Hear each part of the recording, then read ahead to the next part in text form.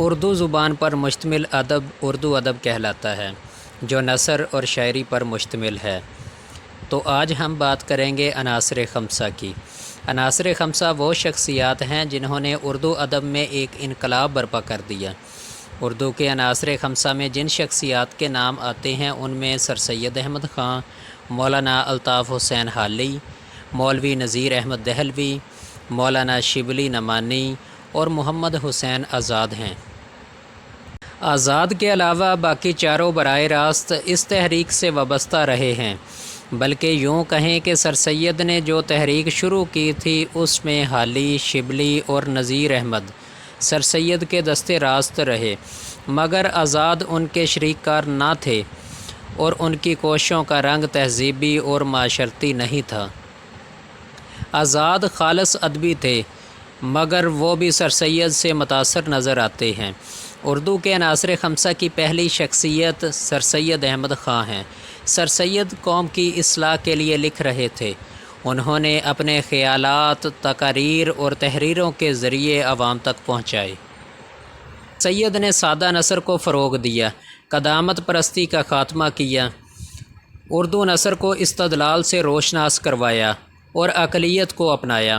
ان کے دلائل مضبوط اور زوردار ہوتے، سادہ اور عام فہم اسلوب سے ہر خاص و عام تک بات پہنچائی، ثنایا بدایات سے نثر کو پاک کیا۔ اس دور کی دوسری شخصیت مولانا الطاف حسین حالی ہیں، جنہوں نے اردو ادب کو سواں نگاری اور اردو تحقیق سے آشنا کیا۔ سواں نگاری میں ان کی 3 سواں عمریاں حیات سعدی، یادگار غالب اور حیات جاوید اپنا منفرد مقام رکھتی ہیں۔ مقدمہ شعر و شاعری مولانا حالی کا جدید اردو تنقید کا پہلا عظیم کارنامہ ہے۔ اس کے علاوہ مجالس النساء لکھ کر بچیوں کی تعلیم و تربیت کے لیے ایک اور کارنامہ سر انجام دیا۔ اس دور کی تیسری شخصیت ڈپٹی نذیر احمد دہلوی ہیں، جو اپنی بچیوں کے لیے کہانیاں لکھتے تھے۔ اردو کے پہلے ناول نگار بن گئے۔ نذیر احمد نے پہلی بار افسانوی ادب کو معاشرتی مسائل اور متوسط خاندانوں کی زندگی کا ترجمان بنایا۔ ان کے ناول مرات العروس، توبۃ النصوح، فسانہ مبتلا اور ابن الوقت آج بھی دلچسپی سے پڑھے جاتے ہیں۔ آپ بہترین مقرر بھی تھے، ان کے مضامین بھی اہمیت کے حامل ہیں۔ نذیر احمد نے پہلی بار اپنی کتابوں میں ظرافت کی چاشنی سے کام لیا۔ ان کا مشہور کردار ظاہر دار بیگ اردو ادب میں ہمیشہ زندہ رہے گا۔ نذیر احمد نے پہلی بار دہلی کی نسوانی زبان کو رواج دیا۔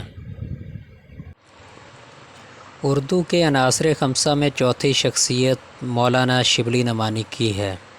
شبلی ایک ہمہ گیر طبیعت کے مالک تھے، لیکن ان کے مزاج پر تاریخی رنگ زیادہ گہرا ہے۔ وہ اردو کے پہلے عظیم مورخ ہیں، جنہوں نے اردو ادب کو تاریخی سواں عمریاں عطا کیں۔ المامون، الفاروق، الغزالی، سواں مولانا روم، اورنگزیب عالمگیر پر ایک نظر اور سیرت نبوی۔ ادب تحقیق و تنقید میں شعر العجم اور موازنہ انیس و دابیر بھی ان کے 2 شاہکار ہیں۔ اس کے ساتھ ساتھ شبلی کے مقالات بھی بڑی اہمیت کے حامل ہیں۔ شبلی کے علمی مشاغل کے بہت سے پہلو ہیں۔ وہ مورخ بھی ہیں اور فلسفی بھی، نقاد بھی اور شاعر بھی، غرض یہ کہ وہ اپنی ذات میں ایک دبستان تھے۔ محمد حسین آزاد جو اس دور کے ایک بے مثال ادیب ہیں، اردو ادب کے عناصر خمسہ کی آخری کڑی۔ انہوں نے انگریزی زبان کی تقلید پر پہلی بار اردو میں تمثیلی مضامین لکھے، جو بعد میں نیرنگ خیال کے نام سے شائع ہوئے۔ اردو ادب میں آزاد کی حقیقی شہرت ان کی کتاب آب حیات کی وجہ سے ہے۔ یہ اردو شاعری کی تاریخ بھی ہے اور تنقید بھی۔ آزاد ایک مورخ بھی ہیں اور محقق بھی، ایک نقاد اور ادیب بھی، اور ایک صاحب طرز انشا پرداز بھی ہیں۔ اردو کے 5 بڑے نام جنہوں نے اردو ادب میں انقلاب برپا کر دیا، اردو ادب میں نئی اصناف کا اضافہ کیا، زبان و بیان میں سادگی اپنائی، یہ لوگ ادب برائے زندگی کے قائل تھے۔ ان لوگوں نے ادب کو حقیقت سے روشناس کروایا، قدامت پرستی سے ادب کو نجات دلائی۔ ان لوگوں نے ادب میں عام طبقے کے مسائل کو ابھارا۔ یہ ایک تحریک ہے اور اس نے اردو ادب کو نئی راہ پر چلنے کے قابل بنایا۔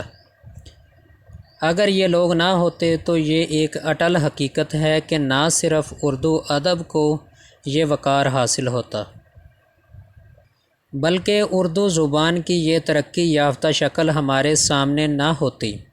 یوں کہیں کہ ان لوگوں نے اردو ادب میں ایک انقلاب برپا کیا، جو نہ صرف اس دور میں بلکہ آنے والے دور میں بھی قدر کی نگاہ سے دیکھا جائے گا۔